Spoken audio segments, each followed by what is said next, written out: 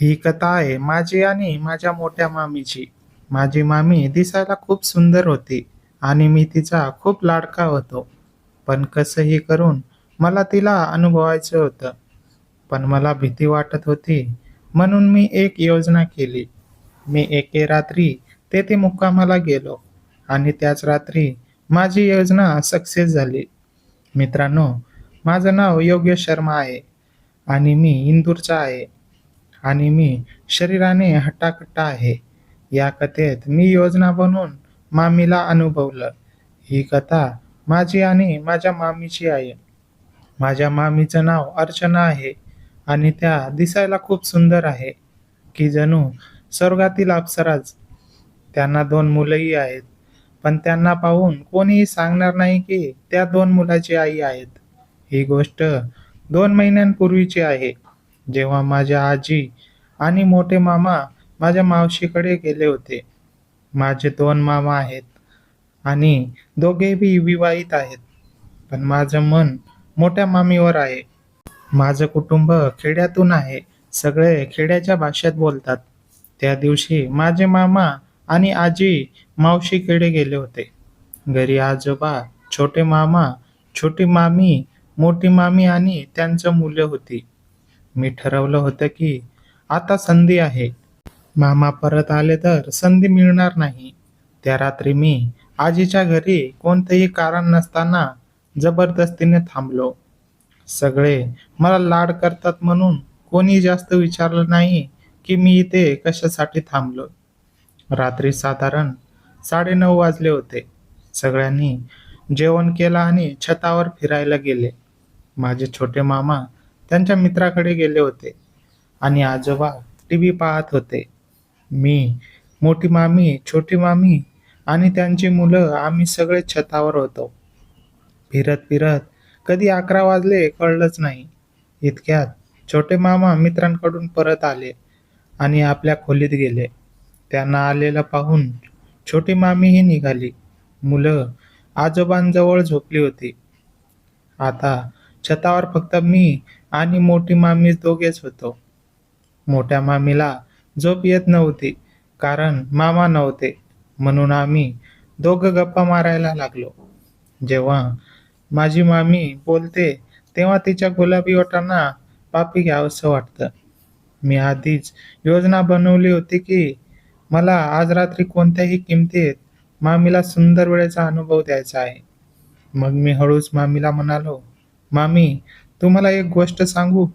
मामी म्हणाली, "सांग ना, काय आहे?" मी म्हणालो, "तुम्ही कोणाला सांगणार नाही ना?"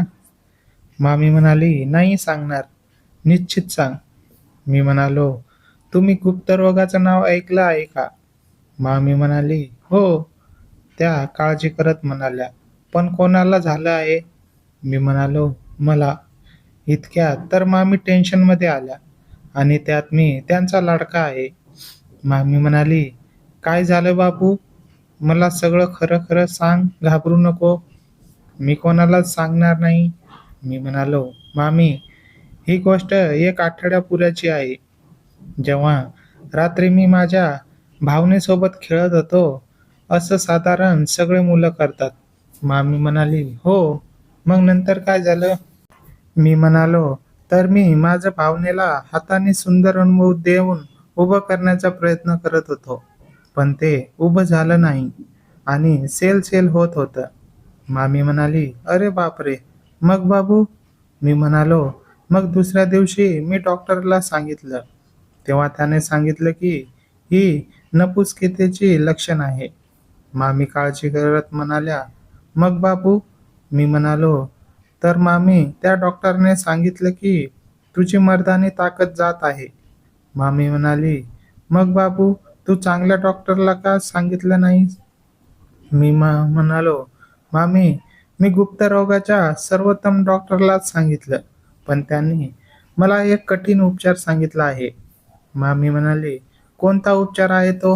मी म्हणालो, "मामी, तो डॉक्टर म्हणतो की माझी मर्दानी ताकद तेव्हाच येईल जेव्हा मी एखाद्या स्त्रीसोबत सुंदर वेळेचा अनुभव करेल. डॉक्टर म्हणतो की माझ्या भावनेत उत्तेजनाची कमतरता आहे. जर वेळेवर अनुभव केला नाही तर मी नपुसंग होईल. पण मामी, माझी कोणतीही मैत्रीण नाही. मी कोणासोबत सुंदर वेळेचा अनुभव करणार? मी खूप त्रासात आहे मामी. मामी म्हणाली, बाबू, तू हे आधी सांगायला हवं होतं ना. तू टेन्शन नको घेऊ. मी म्हणालो, मामी, मला खूप लाज वाटत होती, म्हणून ही गोष्ट मी फक्त तुम्हालाच सांगतोय. मामी म्हणाली, बाबू, तू घाबरू नकोस. एक काम कर, तू माझ्यासोबत सुंदर वेळेचा अनुभव कर. मी म्हणालो, पण तुम्ही माझी मामी आहात. मी तुमच्यासोबत हे कसं करू शकतो? मामी म्हणाली, मी तुझी मामी नंतर आणि मैत्रीण आधी आहे. तू मला तुझी मैत्रीण समजून सुंदर वेळेचा अनुभव करू शकतोस. पण मामी, पनवन काही नाही. खोलीत चल, सगळे झोपले आहेत आणि आज तुझे मामा सुद्धा नाहीत. मी म्हणालो, पण मामी, मला अनुभव करायला येत नाही. मामी म्हणाली, मी आहे ना, तू शांतपणे खोलीत चल.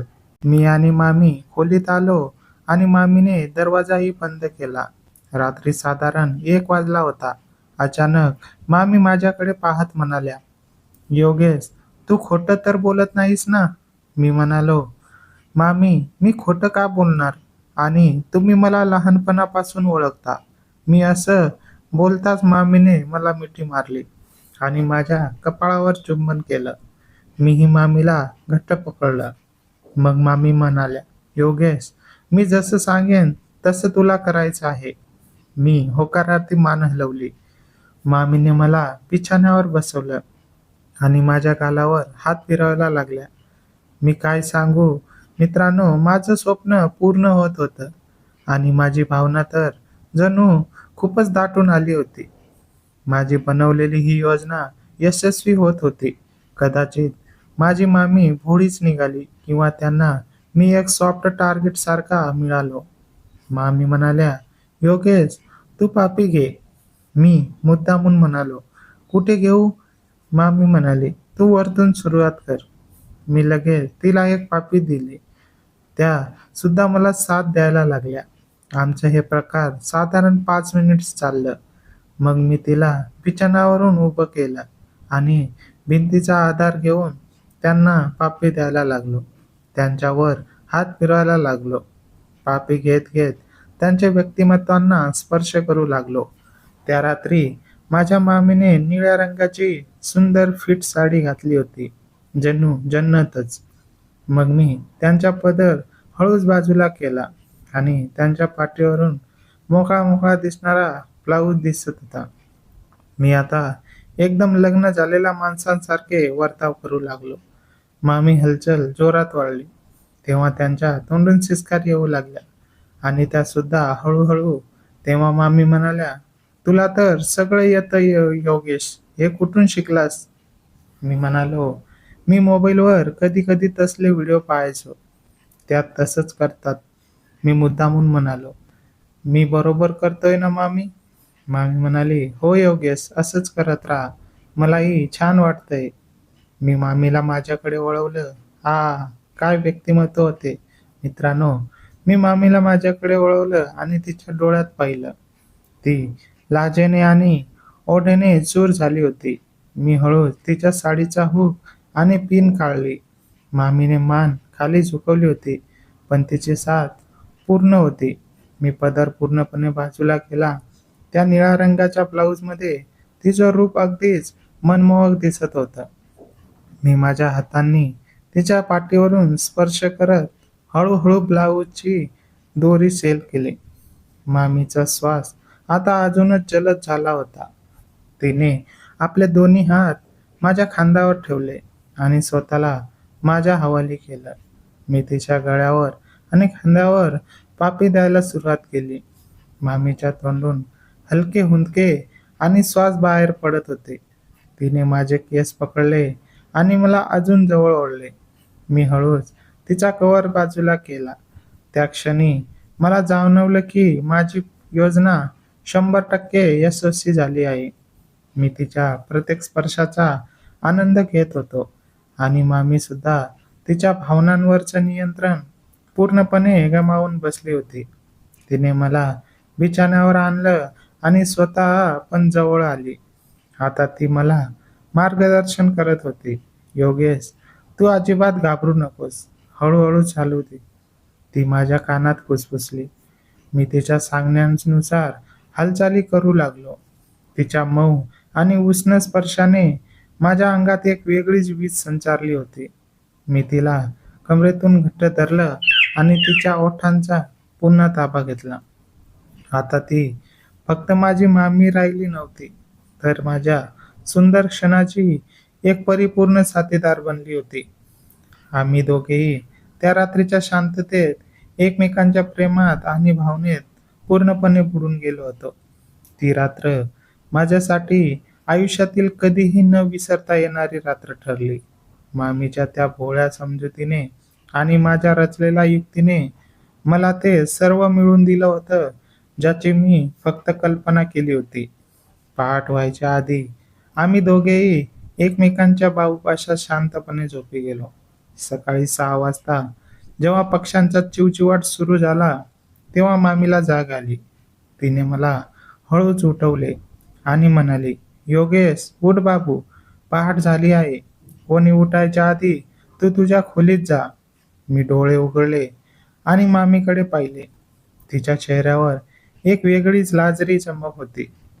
मी मामीला मिठी मारली आणि पुन्हा तिच्या ओठांवर एक पापी घेतली. मामीने लाजून मला दूर केले आणि तिचे कपडे व्यवस्थित करत दरवाजा उघडला. मी गुपचूप माझ्या खोलीत जाऊन झोपण्याचे नाटक करू लागलो. साधारण 8 वाजता आजोबांनी मला हाक मारली. मी बाहेर आलो तेव्हा सगळे नेहमीप्रमाणे आपापल्या कामात व्यस्त होते. मामी स्वयंपाकघरात चहा बनवत होती. जेव्हा ती मला चहा द्यायला आली, तेव्हा तिने माझ्याकडे पाहून एक गुपित स्मित हास्य केले. तिची ती नजर सांगून जात होती की काल रात्री जे घडले ते ती कधीच विसरू शकणार नाही. दुपारी जेव्हा सगळे आपापल्या खोलीत विश्रांती घेत होते, तेव्हा मला पुन्हा मामीला भेटायची संधी मिळाली. छोटे मामा बाजारात गेले होते आणि छोटी मामी मुलांसोबत झोपली होती. मी हळूच मोठ्या मामींच्या खोलीत गेलो. मामी पलंगावर बसून काहीतरी काम करत होती. मला पाहताच ती म्हणाली, "तू इथे काय करतोयस? कोणी पाहिले तर अडचण होईल." मी पुढे जाऊन तिच्या शेजारी बसलो आणि तिचा हात हातात घेतला. मी म्हणालो, "मामी, काल रात्रीनंतर माझी तब्येत एकदम बरी वाटतेय. पण डॉक्टर म्हणाले होते की हा उपचार काही दिवस चालू ठेवावा लागेल." माझे हे बोलणे ऐकून मामी तोंडांवर हात ठेवून हसू लागली. ती म्हणाली, "तू खूप मोठा नाटके आहेस योगेश. मला आता समजले आहे की तू काल रात्री माझ्याशी खोटं बोलत होतास." मी थोडे घाबरून तिच्याकडे पाहिलंय आणि म्हणालो, "मामी, तुम्ही रागवता का?" मामीने माझा हात घट्ट पकडला आणि म्हणाले, "नाही बाबू, मी तुझ्यावर कशी रागवेन? उलट मला काल रात्री तुझ्यासोबत घालवलेला तो सुंदर वेळ खूप आवडला." हे ऐकून माझा जीव भांड्यात पडला. मी लगेच मामीला जवळ ओढले आणि तिच्या गालांवर पापी घेतली. तिनेही मला प्रेमाने कडेवर धरले. मामी म्हणाली, "आज रात्री पुन्हा मामा येणार नाहीत. आजी आणि मोठे मामा अजून 2 दिवस मावशीकडेच थांबणार आहेत." हे ऐकून माझी कळी खुलली. मी तिच्या कानात फुसफुसलो, "मग आज रात्री आपण कालपेक्षाही जास्त वेळ एकत्र घालवूया." मामीने लाजून मान हलवली आणि मला खोलीबाहेर पाठवले. त्या दिवशीचा पूर्ण वेळ मी फक्त रात्रीची वाट पाहत घालवला. माझी रचलेली योजना इतकी यशस्वी होईल याची मी कधी कल्पना केली नव्हती. आता मला आणि मामीला एकमेकांची साथ पूर्णपणे समजली होती आणि ती रात्र माझ्यासाठी अजून एका सुंदर प्रवासाची सुरुवात ठरणार होती. त्या दिवशी संध्याकाळ कशीबशी संपली. माझं पूर्ण लक्ष फक्त रात्रीच्या त्या वेळेवर होतं, जेव्हा सगळे झोपतील आणि मला पुन्हा मामीसोबत तो सुंदर वेळ अनुभवता येईल. रात्रीचे 9:30 वाजले. सर्वांनी जेवण केले आणि नेहमीप्रमाणे गप्पा मारून आपापल्या खोलीत निघून गेले. छोटे मामा बाजारातून उशिरा आले होते, त्यामुळे ते थकलेले असल्याने लवकर झोपी गेले. रात्रीचे 12:30 वाजले होते.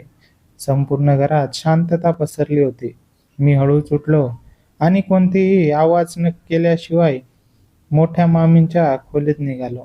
दरवाजा थोडा उघडाच होता. जणू मामी माझीच वाट पाहत होती. मी आत गेलो आणि हळूच कडी लावली. मामी बिछाण्यावर बसली होती. रात्रीच्या अंधारात ती अगदी नटून थटून बसल्यासारखी दिसत होती. मला पाहतच तिच्या चेहऱ्यावर एक सुंदर हास्य उमटलं. "आलास बाबू?" मामी हळूच फुसफुसली. मी पुढे होऊन तिच्या शेजारी बसलो आणि तिचा हात हातात घेतला. "मामी, मी सकाळपासूनच फक्त या क्षणाची वाट पाहत होतो." मी तिच्या डोळ्यात पाहत म्हणालो. मामीने लाजून मान खाली झुकवली आणि म्हणाली, "योगेश, काल रात्री तू मला ज्या प्रकारे अनुभव दिलास, त्यानंतर माझं मन सुद्धा शांत बसत नव्हतं. तू दिसायला जेवढा साधा वाटतोस, तितका आहेच नाहीस हं." मी हसलो आणि मामीला जवळ ओढलं. "मामी, काल रात्री तर फक्त सुरुवात होती. आज मला तुम्हाला अजून सुंदर वेळेचा अनुभव द्यायचा आहे." मामीने तिच्या दोन्ही बाहूंनी मला मिठी मारली. यावेळी तिच्या मनात कोणतीही शंका किंवा भीती नव्हती. कालच्या अनुभवानंतर आता ती पूर्णपणे माझ्याशी मोकळी झाली होती. आम्ही दोघेही एकमेकांच्या स्पर्शात हरवून गेलो. मामीच्या मऊ आणि उष्ण स्पर्शाने मला एक वेगळाच आनंद मिळत होता. त्या रात्री मामीने मला तिच्या भावना अधिक स्पष्टपणे सांगितल्या. ती म्हणाली, "योगेश, संसाराच्या या धावपळीत मला असा सुंदर वेळ खूप दिवसांनी मिळाला आहे. तुझ्या या काळजी घेण्याच्या आणि प्रेम देण्याच्या पद्धतीने माझं मन जिंकलं आहे." आम्ही पहाटे 3 वाजेपर्यंत एकमेकांच्या बहुपाशात गप्पा मारत आणि सुंदर क्षणाचा आनंद घेत राहिलो. मामीने मला अनेक गोष्टींमध्ये मार्गदर्शन केले आणि आमची जवळीक आधीपेक्षा खूप जास्त वाढली. आता आमच्यात फक्त मामी पुतण्याचे नाते राहिले नव्हते, तर आम्ही एकमेकांचे खूप चांगले मित्र आणि साथीदार बनलो होतो.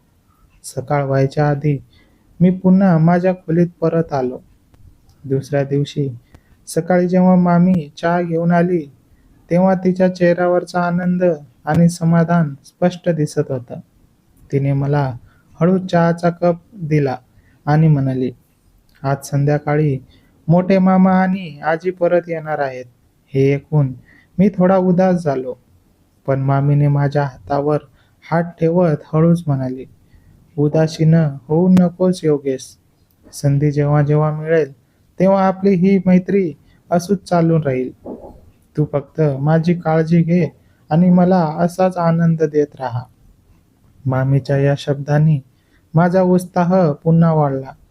जरी मामा परत येणार होते, तरी मला हे माहीत होतं की आम्ही रचलेली ही सुंदर वेळ आता अशीच फुलत राहणार होती.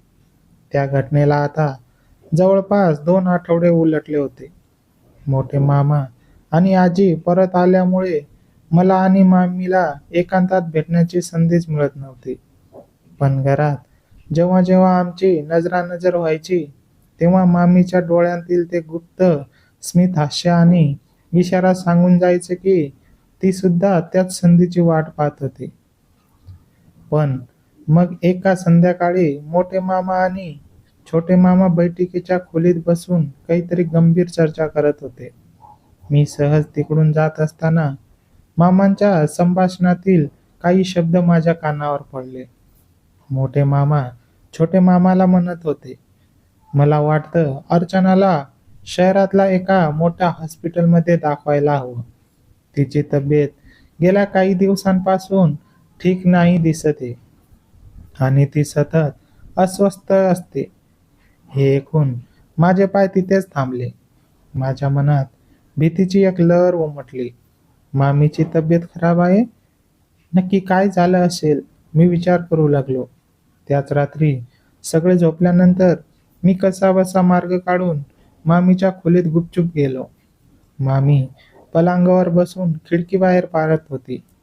तिच्या चेहऱ्यावर चिंतेने ढग स्पष्ट दिसत होते. "मामी," मी हळूच हाक मारली. मला पाहून मामी दचकली, पण तिने लगेच स्वतःला सावरलं. योगेश, तू इथे? कोणी पाहिलं तर? मामी, मला त्यांची काळजी नाही. मामा संध्याकाळी तुमच्या तब्येतीबद्दल बोलत होते. काय झालं आहे तुम्हाला? तुम्ही ठीक तर आहात ना?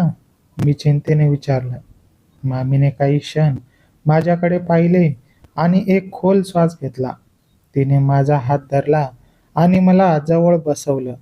योगेश, मला तुझ्याशी एक खूप महत्वाची गोष्ट बोलायची होती.